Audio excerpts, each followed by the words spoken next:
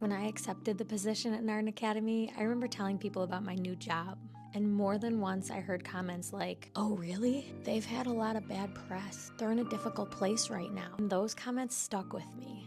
Not because I knew if they were true or not, because I realized something important. For many people, their entire perception of an organization is strictly from what they see online. Social media isn't just a marketing tool anymore. It's a first impression, a reputation, and it's often the only story people know. So we didn't set out to change the algorithm. We set out to change the narrative. Not by posting more, not by chasing trends, and not by reacting to negativity. So instead of trying to convince people with messages, we focused on showing them with meaning. How do we help people see the Nardin our community experiences every day? It was to tell the truth of who we are consistently and intentionally. And over time, that shift started to change everything. 1 year later, all of the numbers tell an incredible story. But more importantly, they reflect what happens when you change the narrative, not just the content. Let's look at where we started. Between June 2024 and June 2025, our Instagram account gained just 23 new followers. Our total reach on Instagram was 7,500 people, and we averaged around 26,000 views and generated 1,300 interactions. Now, Facebook at that time was performing better. 471 new followers, 84,000 people reached, 200,000 views, and about 10,000 interactions. In case you're not hip with the lingo, views is how many times a content piece was viewed. Reach is how many unique viewers viewed the content. And interactions is how many times our content was liked, shared, or commented on.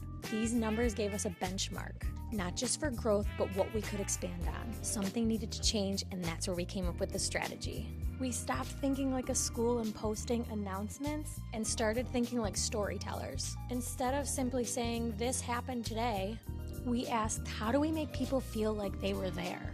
Every piece of content had a purpose: to educate, to celebrate, to inspire, or connect. And the results speak for themselves. Our reach grew from 7,500 people to 1.9 million people, over 250 times more than our previous reach. Our interactions increased from 1,340 to 181,600. That's more than 13,000% growth, or roughly 135 times more engagement. And our views, they grew from approximately 26,000 to 5.6 million. 5.6 million. And that was just Instagram. Let's carry over to Facebook. Our Facebook reach increased from 84,000 people to 1.1 million. Our views jumped from 200,000 to 3.8 million. So how did we do this? One of the biggest reasons for this growth was consistency. Last year we posted 44 times. This year we're up to 324 posts and counting. But perhaps the most exciting part, people outside of our community wanted to watch. We went viral. What does it mean to go viral? When a piece of content, such as a video, image, article, or meme, spreads rapidly and widely across the internet organically. We didn't know that was going to happen. Nearly 2.72 million views, over 1 million unique viewers, and the most important statistic, 99% of those viewers did not already follow us. That means our story reached entirely new audiences. That one video alone generated 217 new follows.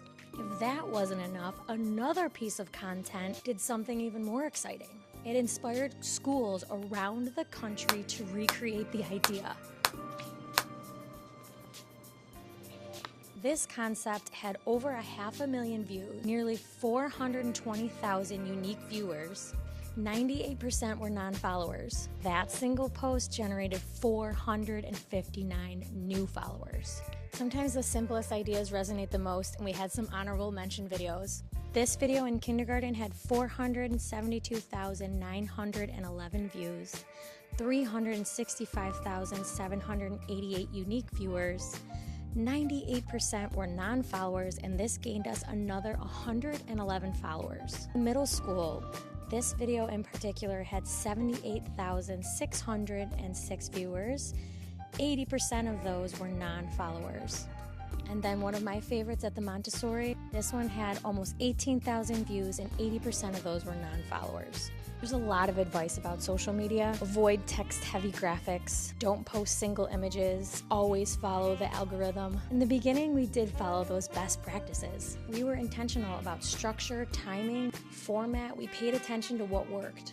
But something interesting happened over time. As our page became healthier, the algorithm started to respond differently. Some of the rules that felt crucial started to matter less because the content itself now was performing based on interest, not just format. For example, this is a text-heavy graphic. By most standards, it's not what you're supposed to post, but it still performed strongly because the message resonated, our audience was already engaged enough to care. And this, it's a single image. Again, not typically considered high-performing content on its own, but it generated over 24,000 views because by this point, people weren't just seeing our content, they were looking for it. So what I've learned is this. Early on, strategy matters. Over time, consistency and storytelling build something stronger than optimization.